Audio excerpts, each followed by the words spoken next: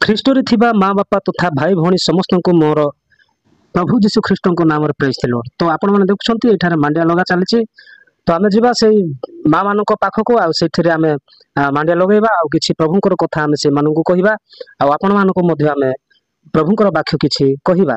तो सही जगह को जीवा देखु मुझे मो चप्पल रखी बर्तमान चप्पल रखिकी आग को जी आपण मैंने लगिकी रुहतु ये देखो बेसी कादो होती तो चप्पलटा रखुअी आबे जाऊँगी मुझे पेंट उपरक टी करी तापर मुझे जीवी।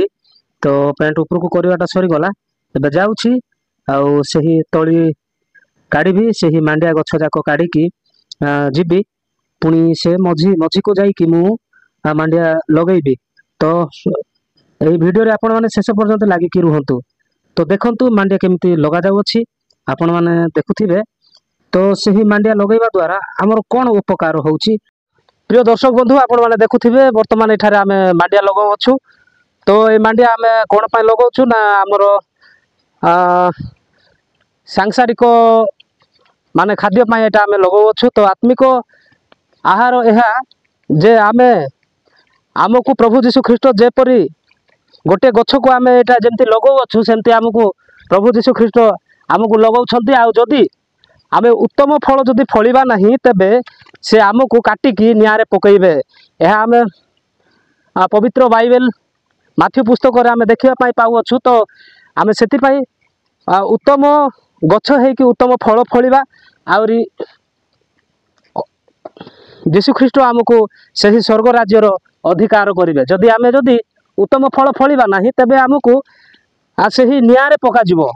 सेति पाई आमे समस्ते मु आपण मान को समस्त को कहवाई चाहूँगी जे समस्ते बहुत जल्दी परिवर्तन हुंतु कारण मन परिवर्तन करो कारण स्वर्ग राज्य सन्निकट। से आम समस्ते शेष समय अच्छु आई शेष समय आम समस्ते मन परिवर्तन करने दरकार। आपण मैंने देखुं माँ मान ये मांडिया लगो अच्छा। तो से मानू प्रभु आशीर्वाद करूँ आउ से माने जेपरी प्रभु जीशु ख्रीष्ट को सत्य भाव में जानवे से माने प्रभु जीशु ख्रीष्ट को महिमा करेंगे। आपाई आपण मान अनुरोध जे आपण मैंने प्रार्थना करंतु।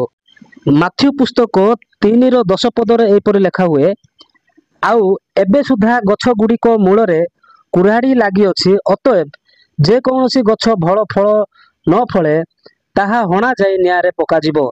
सेतिपाई मु आपण मान अनुरोध करूअछि जेपरि ए गछ जाक को लगा हैला आउर ए गछ जाक जेपरि बड़ हेले कि बड़ हैला परे ए गछ जाक भल फल फलिबे नाही मांडिया बदल रे अफल फलिबे। अफल अर्थात अगाड़ी जाक जदि फलिबे तेबे सही गछ जाक को को गछ मांडिया गछ जाक को हणा जाइकी निआरे पकाजिबो। सही प्रकार आमे माने मध्य प्रभु जीशु आम मान को गोटे गछ सदृश तुलना करती। आउ जदि आमे उत्तम फल फलिबा नाही आमे उत्तम फल फलिबार एहा जे माथ्यू पुस्तक 3:8 पदरे लेखा हुए एणु मन परिवर्तन कर उपयुक्त फल उत्पन्न कर। सेतिपाई आमे उपयुक्त फल उत्पन्न करने को पड़ो।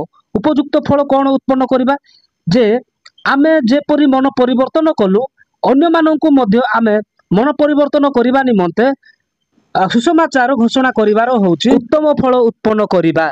सेतिपाई आमे समस्ते बाइबल ठारे लागिकी रहिबा आ जीशु ख्रीष्टन ठारे लागिकी रहिले आमे उत्तम फल फली पारिबा आउ अगाड़ी परी न है कि जीशु ख्रीष्टन अमार रे संचय करिकी रखिबे।